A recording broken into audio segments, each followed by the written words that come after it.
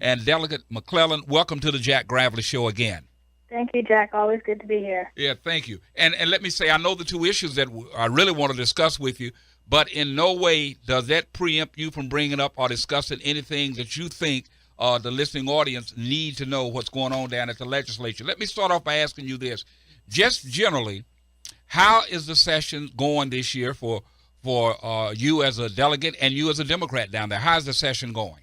I think as always, there's some good things and some bad things. Some of the bills I really supported, like increasing the minimum wage and ensuring equal pay, for equal work, have been defeated.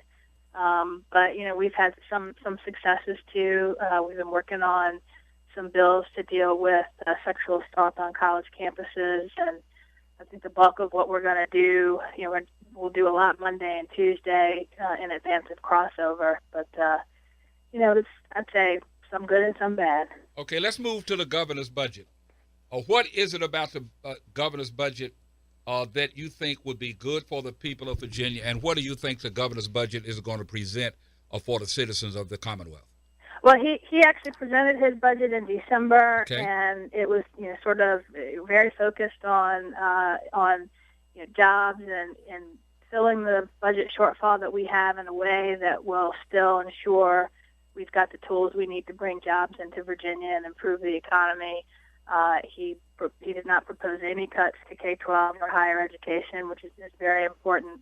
This Sunday, the House Appropriations Committee will release its version of the budget, and I'm hopeful that a lot of what the governor had in there will survive. There's some budget amendments I'm concerned. I hope don't make it in there that they proposed that would impact women's health.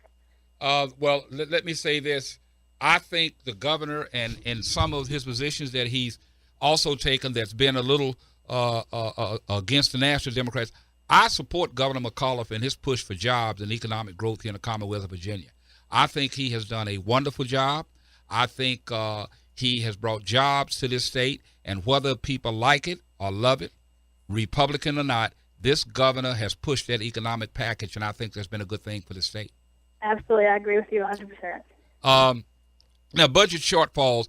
What about education? I've been looking around the country. A lot of different other governors and states are cutting education budget. Do you think that this governor and the legislature is going to pony up the money needed to keep Virginia's education train moving on down the tracks? Well, I think we're not going to cut it. Okay. Now, a lot of people, and I'm one of them, think we have not fully funded K-12 education and all of its needs, particularly with all the mandates that we've put on our schools. And I'd like to see us put more money in. Unfortunately, with the budget shortfall the way that it is, the best we can do is just hold the line on where we are until we can turn the economy around. The problem we're facing is with sequestration and cuts in federal spending, that is putting a big hole in our budget. And that's why the governor is so focused on diversifying the economy, so that as those federal cuts continue, we can offset them with new jobs and new income. Well, even when the governor talks about jobs and diversifying the economy here in the Commonwealth of Virginia, Delegate McClellan, do you think that your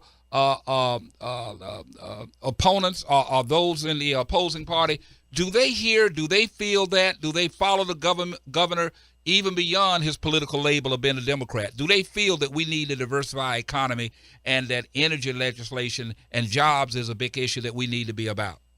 They do, and I guess they some of the disagreement is on the details. Okay. There is a big disagreement over. They seem to think there's a war on coal and coal-related jobs, and they're focused mainly on what's going on at the federal level with EPA regulations. Mm-hmm. But what again the governor's focused on is making sure that wherever we're losing jobs, we're bringing new ones in to take their place. And I think they agree with that, but maybe disagree in some of the details of how he proposes to do that. Let's move to the area of health issues and issues related to women down at the legislature. You happen to be a female. You happen to be a Democrat. You're in the House of Delegates down there. What are some of the women-related issues or health issues that's going to be coming up, or already coming up in the legislature this session? Well, unfortunately, we do still have some anti-abortion measures that I think the Republicans don't realize have broader implications for women's health and all pregnant women, whether it's a wanted pregnancy or not. There have been proposals for budget amendments that would prohibit Medicaid funding for any abortions in the case of gross fetal abnormalities. And again, we're talking about if you get a horrific, a pregnancy that goes horribly wrong, where if the baby, goes to term, the minute you cut the cord, it's going to die, or, I'll spare you some of the details, but we're talking about situations where families are forced to make very painful decisions when they were looking forward to having a child. And that budget amendment would say, if you're on Medicaid funding, you're on your own. There's also a bill that'll be heard in courts this afternoon that would ban abortions after 20 weeks. Now, the problem is your 20-week ultrasound is when you find out if there's one of these, gross fetal abnormalities. And so by the time you find that out, this bill would say, no matter what, you can't make that decision. We're going to take that decision out of your hands, your family's hands, your doctor's hands, and the legislature is going to make that decision for you. And I understand that there's disagreement on whether you're pro-choice or pro-life, but we need to realize these bills have implications for every pregnancy, and puts government in very painful decisions that government should not be in the middle of. Do you think those bills are going to pass? Ultimately, no. They Okay. might pass the House. I don't know about the Senate, but I think if they pass, the governor is probably going to veto them. What are some of the other issues that you are going to be looking at as a delegate, and you and your party are going to be looking at beyond the budget, beyond women health care issues? What are some of the other issues that you all are going to be addressing in this legislative session? We're focused on energy efficiency and making sure that we're having alternative forms of energy, and whether it's solar or clean energy that won't have a negative impact on the economy. I mean, obviously, we're focused on workforce development, improving K-12 education, SOL reform. Mm-hmm. We're still focused on Medicaid expansion. We could fill that hole in the budget with money that we're already paying for through Medicaid expansion. So we're still focused on that. Some criminal justice issues. Trying to make sure the criminal justice system is more fair. Mm-hmm. Unfortunately, some of those things have already been defeated, but we're going to still keep pushing for them. Delegates, ladies and gentlemen, for those of you who just may have tuned in, I am speaking with Delegate Jennifer McClellan. She's a Democrat. She's a member of the House of Delegates. We're talking about the governor's budget. We're talking about health care issues related to women and bills passed down there. Delegate McClellan,